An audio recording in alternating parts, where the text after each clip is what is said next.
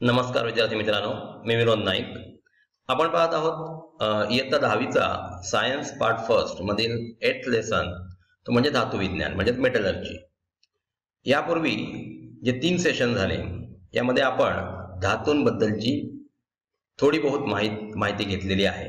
म्हणजेच धातूंचे भौतिक आणि रासायनिक गुणधर्म काय असतात, त्याचप्रमाणे त्यांची रिएक्टिव्हिटी सिरीजमध्ये रिएक्शन ते कशा प्रकारे करतात आणि इतर म्हणजे ऍसिड किंवा पाणी किंवा अम्ल यांच्याबरोबर धातूंच्या किंवा अधातूंच्या अभिक्रिया कशा प्रकारे होतात याविषयी आपण सखोल अभ्यास आधीच्या सेशनमध्ये पाहिलेला आहे. आता यानंतरच्या सेशनमध्ये आपण आयनिक संयुग म्हणजे काय याच्याविषयी माहिती करून घेणार आहोत. त्याच्यानंतर धातू विज्ञानामध्येच आपण आता हळूहळू मेटलर्जीच्या माध्यमातून कशा प्रकारे धातूचं निष्कर्षण केलं जातं त्याविषयी सुद्धा सखोल स्टडी करणार आहोत. चला तर मग विद्यार्थी मित्रांनो पाहूया की आयोनिक संयुगे म्हणजे काय, त्यातून इलेक्ट्रिसिटी वाहताना कशा प्रकारे ती इलेक्ट्रिसिटी वाहत असते आणि त्यांचं कार्य कसं चालतं. इथे पहा आयनिक संयुगे. आता आयनिक संयुगे म्हणजे काय याच्याविषयी मी तुम्हाला थोडक्यात सांगतो. बघा, आपण सोडियम क्लोराईडच एक्झाम्पल घेऊया. फॅमिलियर एक्झाम्पल आहे ते. म्हणजे याच्यामध्ये Na वर प्लस चार्ज येतो आणि Cl वर मायनस चार्ज येतो, आपण बघितलेला आहे. म्हणजेच हे आयन्स तयार करतात. प्लस चार्ज म्हणजे कुठला आयन, तर कॅटायन, आणि निगेटिव्ह चार्ज म्हणजेच एनायन तयार होतो. आता पहा, धन आयन व ऋण आयन या दोन घटकांपासून बनणाऱ्या संयुगांना आयनिक संयुगे असे म्हणतात. सोडियम क्लोराईड हे सुद्धा आयनिक संयुग आहे.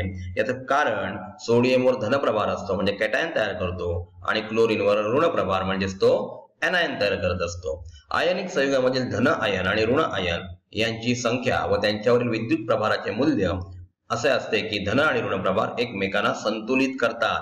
बघा, Na आणि Cl ची जोडी का जमते, कारण सोडियमवर 1 इलेक्ट्रॉन तो देऊ शकतो म्हणजे 1 धनप्रभार असतो आणि क्लोरीन 1 इलेक्ट्रॉन घेतो म्हणजे ह्याच्यावर 1 ऋण प्रभार असतो आणि म्हणून यांची जोडी जमते आणि NaCl तयार होतो. आता CuSO4 आपण बघितलं तर ह्याच्यामध्ये सल्फेट हे जे आहे ते कंपोजिट रॅडिकल आहे. म्हणजे याचा अर्थ ह्याच्यावर 2 ऋण प्रभार असतात. याला 2 इलेक्ट्रॉन्सची गरज असते आणि कॉपरच्या आउटरमोस्ट शेल मध्ये 2 इलेक्ट्रॉन्स असतात आणि म्हणून Cu2+ आणि SO4 या दोघांची जोडी जमून त्याच्यापासून CuSO4 तयार होतो. म्हणजेच जेवढे धनप्रभार मेटलवर असतात तेवढे ऋणप्रभार जर एनायनवर असतील म्हणजेच नॉन मेटल्स किंवा त्या ग्रुपवर असतील तरच त्यांची जोडी जमू शकते. उदाहरणार्थ ZnCl2. आता झिंक वर बघा, झिंक 2 इलेक्ट्रॉन देऊ शकतो म्हणजे 2+ चार्ज आहे. एका क्लोरीनवर 1- चार्ज म्हणजे ते एकमेकांना अट्रॅक्ट करतात म्हणून 2 Cl Zn बरोबर जातात. Mg ची सुद्धा तीच क्रिया होते.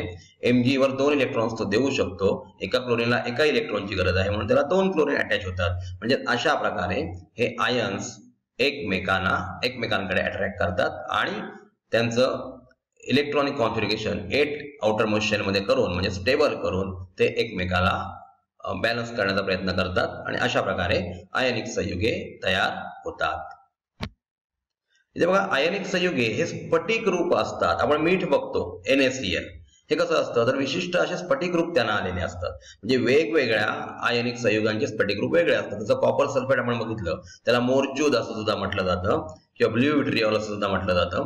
तर ह्यांचे जे स्फटिक असतात त्यांची रचना वेगळ्या प्रकारची असते. मग ही रचना अशी वेगळी का होते तर बघा, सर्व कणांचे पृष्ठभाग विशिष्ट आकाराचे तसेच गुळगुळीत व चकचकीत असतात. म्हणजे स्फटिकी रचना असल्यामुळे ते आपल्याला चकचकीत असते आपल्याला दिसते. विशिष्ट अशा स्फटिक संरचनेची कारणीभूत असलेल्या घटकांपैकी 2 महत्वाचे घटक कुठले आहेत ते आपण आता ह्या पुढल्या स्लाइड मध्ये पाहणार आहोत. इथे पहा, धनप्रभारित व ऋणप्रभारित आयनांचे आकारमान. म्हणजे धनप्रभारित कशा प्रकारे असतात, ऋणप्रभारित कशा प्रकारे असतात, ह्या दोघांचं एकत्रित मिश्रण होऊन त्यांचे वेगवेगळ्या प्रकारचे स्फटिक तयार होतात. आयनावरील विद्युत प्रभाराचे परिमाण. म्हणजे सोडियम आणि क्लोरीनचा विचार केला तर सोडियमवर 1 धनप्रभार आहे आणि क्लोरीनवर 1 ऋणप्रभार आहे. जर आपण कॉपर सल्फेटचा विचार केला तर Cu वर कॉपरवर 2 धनप्रभार आणि SO4 या कंपोजिट रॅडिकलवर 2 ऋणप्रभार असतात. लगतच्या विजातीय विद्युत स्थितिक आकर्षण बल हे खूप प्रबळ असतं. विजातीय आणि सजातीय म्हणजे अनलाइक फोर्स जे असतात विजातीय. जसं आपण मॅग्नेट बघतो की नॉर्थ पोल आणि साऊथ पोल एकमेकांकडे अट्रॅक्ट होतात, त्याचप्रमाणे धनप्रभार आणि ऋणप्रभार हे एकमेकांकडे अट्रॅक्ट होतात. म्हणजे लगतच्या विजातीय विद्युत स्थितिक आकर्षण बल हे खूप प्रबळ असते आणि म्हणून त्यांचं अट्रॅक्शन होऊन त्यांचा एक मॉलिक्यूल तयार होतो.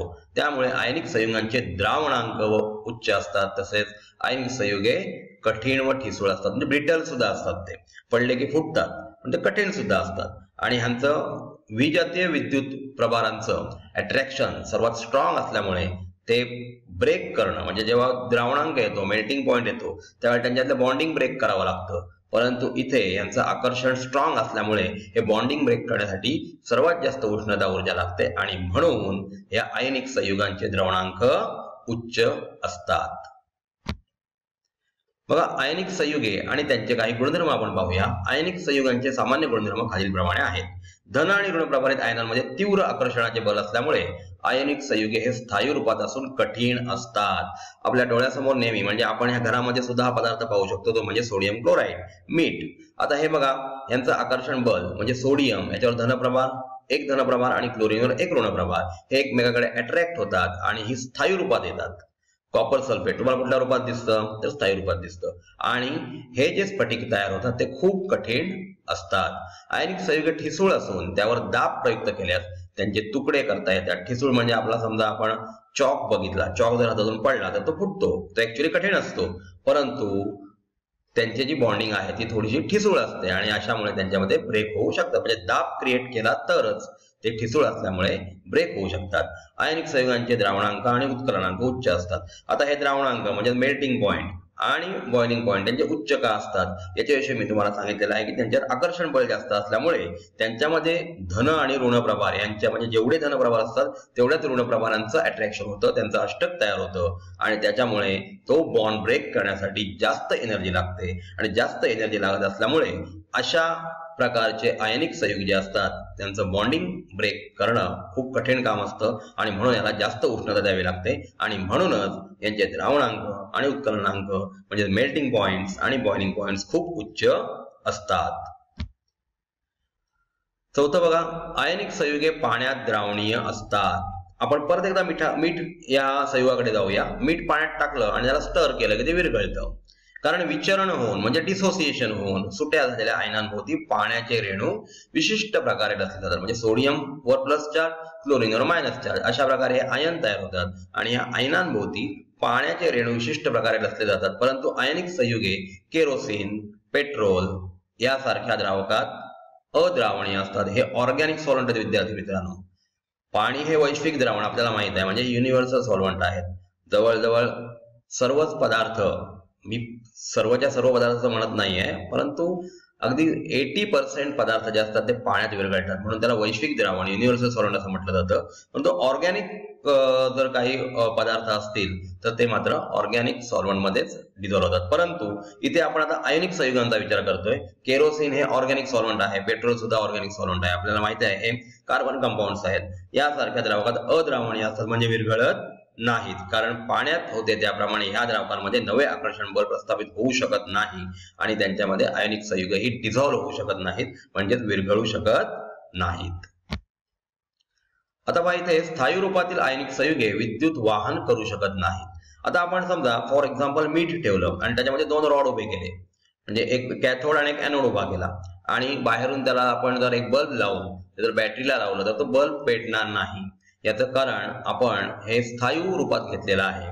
जोपर्यंत याच्यामध्ये असलेले जे आयन आहेत त्यांचं विचरण होत नाही, डिसोसिएशन होत नाही आणि इलेक्ट्रॉन्सची निर्मिती होत नाही, तोपर्यंत इलेक्ट्रिसिटी वाहणार नाही, कारण इलेक्ट्रिसिटी वाहण्यासाठी इलेक्ट्रॉन्सची गरज असते. आयनिक संयुगांची जलीय द्रावणे विद्युत वाहक असतात. सांगितलं जलीय द्रावण, आपण मिठामध्ये पाणी टाकलं आणि त्याच्यामध्ये दोन रॉड उभे केले, कॅथोड आणि एनोड, आणि त्याच्यानंतर ते बाहेर बल्बला लावून त्याच्या पुढे आपण जर बॅटरीला जोडले तर याच्यामधून मात्र विद्युतधारा वाहेल, कारण तो बल्ब जळलेला आपल्याला दिसेल, पेटलेला आपल्याला दिसेल. याचं कारण याच्यामध्ये पाण्यामध्ये त्याचं विचरण होतं, डिसोसिएशन होतं आणि त्याच्यानुसार आयन्स तयार होतात आणि इलेक्ट्रॉनची निर्मिती होऊन इलेक्ट्रॉनची निर्मिती झाल्यामुळे त्याचं इलेक्ट्रिक करंटचं वहन होतं. वितळलेल्या म्हणजे मोल्टन स्टेटमध्ये असलेल्या किंवा जलीय द्रावणाच्या स्थितीत विद्युत वाहकतेमुळे आयनिक संयुगांना त्याच्यातून इलेक्ट्रिसिटी वाहते, म्हणून त्याला विद्युत अपघटनी पदार्थ असं सुद्धा म्हटलं जातं. म्हणजे याच्यात डिकम्पोजिशन होतं, अपघटन होतं. कॉन्स्टिट्युएंट याच्यामध्ये म्हणजे आयन्स मध्ये कॅटायन आणि ऍनायन मध्ये याचं विलगीकरण होतं, विचरण होतं आणि त्याच्यानुसार इलेक्ट्रॉन्स जे असतात ते बाहेर पडतात आणि ते इलेक्ट्रिसिटीचं वहन करतात. म्हणून यांना आयनिक संयुगांना मोल्टन स्टेटमध्ये म्हणजे वितळलेल्या स्थितीमध्ये किंवा जलीय द्रावणाच्या स्थितीमध्ये म्हणजेच पाणी असलेल्या स्थितीमध्ये विद्युत अपघटनी पदार्थ असं सुद्धा म्हटलं जातं. विद्यार्थी मित्रांनो, इथे पहा विद्युत अपघटनी पदार्थ म्हणजे काय. याच्यापूर्वी जी डायग्राम आहे ती आपण आधीच्या सेशन मध्ये पाहिलेली आहे. क्षाराचा नमुना तिथे चेक करत आहेत ते. त्याप्रमाणे इथे बघा विद्युत अपघटन होतं म्हणजे काय होतं. दोन रॉड तुम्हाला सांगितल्याप्रमाणे ठेवलेले आहेत. क्षारांचे द्रावण मी सोडियम क्लोराईडचं एक्झाम्पल दिलंय. इथे कॉपर सल्फेट वापरला असावा कारण हा कलर जो दिसतोय तो ब्लूइश कलर दिसतोय आणि त्याच्यामधून इलेक्ट्रिसिटी वाहिल्यानंतर तो बल्ब तुम्हाला पेटलेला दिसतोय. जेव्हा आपण कळ क्लोज करतो म्हणजे चालू करतो विद्युत प्रवाह, त्यावेळेला तिथून विद्युत प्रवाह वाहणार आहे कारण हे आयन्स जे असतात त्यांचं विचरण झालेलं आहे आणि इलेक्ट्रॉन्सची निर्मिती झाल्यामुळे इलेक्ट्रिक करंट ह्या द्रावणातून वाहताना आपल्याला दिसणार आहे. म्हणजे तिथे बल्ब जो आहे तो चालू झालेला आपल्याला दिसणार आहे. म्हणजे हे विद्युत अपघटन या द्रावणाचं होतं. कॉपर सल्फेटचा फॉर एक्झाम्पल इथे वापर केलेला दिसतोय कारण ते द्रावण आपल्याला निळं दिसतंय. विद्यार्थी मित्रांनो, काही संयुग बघा ती आयनिक आहेत की नाही. H2O म्हणजे H+ आणि OH- असतो, परंतु हे न्यूट्रल द्रावण आहे. याचा द्रावणांक 0 आहे म्हणजे त्याचा मेल्टिंग पॉइंट 0 आहे आणि बॉइलिंग पॉइंट 100 आहे. ZnCl2, MgCl2, NaCl, NaBr जे sodium bromide, potassium chloride, MgO magnesium oxide ही सर्व जी आहेत ती आयनिक संयुग आहेत कारण ती धन आणि ऋण या आयनांपासून बनलेली आहेत. म्हणजे कॅटायन आणि ऍनायन यांच्यापासून बनलेले आहेत. यांचे मेल्टिंग आणि बॉइलिंग पॉइंट्स तुम्हाला पुढे दिलेले आहेत. याचप्रमाणे आपण त्यांचा अभ्यास करू शकतो. विद्यार्थी मित्रांनो, आता एक महत्वाचा पार्ट ह्या लेसन मध्ये चालू होणार आहे तो म्हणजे धातू विज्ञान. म्हणजे या लेसनचं जे नाव आहे मेटलर्जी, ते म्हणजे नक्की काय ते आपण इथे पाहणार आहोत. खनिजांपासून धातूंचे निष्कर्षण व उपयोगासाठी शुद्धीकरण या संबंधीचे विज्ञान आणि तंत्रज्ञान म्हणजे धातू विज्ञान. आपल्याला माहित आहे टाटा इंडस्ट्री किंवा JSW अशा प्रकारच्या ज्या कंपनीज आहेत ते अशा प्रकारच्या धातूंचं निष्कर्षण करतात. स्पेशली ते आपल्याला माझ्या लोखंडाचं निष्कर्षण करतात. म्हणजेच आपल्या लोखंडी वस्तू तयार करण्यापूर्वी त्यांच्यावर प्रोसेस करावी लागते. लोखंड डायरेक्ट खाणीमध्ये असं तसं मिळत नाही, त्यांच्यावर खूप मोठी प्रोसेस करावी लागते. किंवा ॲल्युमिनियमच्या सुद्धा आपण विंडो पेन वापरतो किंवा ॲल्युमिनियमचे आर्टिकल्स वापरतो, त्यांच्यासाठी सुद्धा आपल्याला त्यांचं शुद्धीकरण करून घ्यावं लागतं आणि ते कशा प्रकारे करतात ते आपण आता येणाऱ्या सेशनमध्ये पाहणार आहोत. तत्पूर्वी धातू विज्ञान म्हणजे काय ते परत एकदा पाहूया. खनिजांपासून धातूंचे निष्कर्षण व उपयोगासाठी शुद्धीकरण म्हणजे आपण कमर्शियल यूज साठी त्याचा वापर करतो. या संबंधीचं विज्ञान जे आहे आणि तंत्रज्ञान आहे ते म्हणजे धातू विज्ञान. आता धातूंचा आढळ कुठे होतो तर आपल्याला माहिती आहे मोस्ट ऑफ द एलिमेंट जे आहेत ते आपल्याला निसर्गात सापडतात आणि बाकी काहीच मूलद्रव्ये आपण प्रयोगशाळेत तयार करतो. निसर्गामध्ये क्रियाशील धातू ऑक्साईड, कार्बोनेट, सल्फाईड, नायट्रेट अशा क्षारांच्या रूपात संयुक्त अवस्थेत आढळतात. म्हणजे कंपाऊंड स्टेटमध्ये आपल्याला ते दिसतात. त्यांचे ऑक्साईड्स असतात, त्यांचे कार्बोनेट्स असतात, सल्फाईड किंवा नायट्रेट असतात. तर चांदी, सोने, प्लॅटिनम हे राजधातू आहेत आपल्याला माहित आहे आणि हे मुक्त अवस्थेत आढळतात. त्यांची कोणतीही संयुग आपल्याला आढळत नाहीत. बघा, धातूंची जी संयुगे अशुद्धींसह निसर्गात आढळतात त्यांना खनिजे असे म्हणतात. म्हणजे अशुद्धी, त्याच्यामध्ये मृदा अशुद्धी असू शकते. त्याच्यामध्ये समजा आपण ॲल्युमिनियमचा विचार केला तर ॲल्युमिनियम ऑक्साईडचा संयुग आहे किंवा त्याच्यामध्ये सोडियम हायड्रॉक्साईडचा आपण सोडियम लिचिंग पद्धतीमध्ये त्याला सेपरेट करतो. तर त्याच्यातल्या मृदा अशुद्धी जसे सोडियम सिलिका वगैरे आहे किंवा लीड ऑक्साईड आहे, अशा प्रकारची अशुद्धी आपल्याला ॲल्युमिनियम मध्ये दिसते. मग धातूंची जी संयुगे अशुद्धींसह निसर्गात आढळतात त्यांना खनिजे असे म्हणतात. म्हणजेच मिनरल्स असं त्यांना म्हटलं जातं. ज्या खनिजांपासून सोयीस्करपणे आणि फायदेशीररित्या धातू वेगळा करता येतो त्यांना धातुके म्हणजे ओर्स असं म्हटलं जातं. म्हणजेच आपण कमर्शियल यूजच्या सहाय्याने त्याच्यापासून आपण सोयीस्कररित्या आणि फायदेशीररित्या धातू वेगळा करतो. धातुकांमध्ये धातूंच्या संयुगांबरोबर माती, वाळू आणि खडके म्हणजे रॉकी एलिमेंट सुद्धा त्याच्यामध्ये मिळतात. पदार्थ अशा अशुद्धी असतात त्यांना मृदा अशुद्धी असे म्हणतात. तर अशा प्रकारे ह्या मृदा अशुद्धी कशा प्रकारे सेपरेट करू शकतो, त्याच्याविषयी कोणत्या प्रोसेस वापरल्या जातात या सुद्धा आपण येणाऱ्या सेशनमध्ये पाहणार आहोत.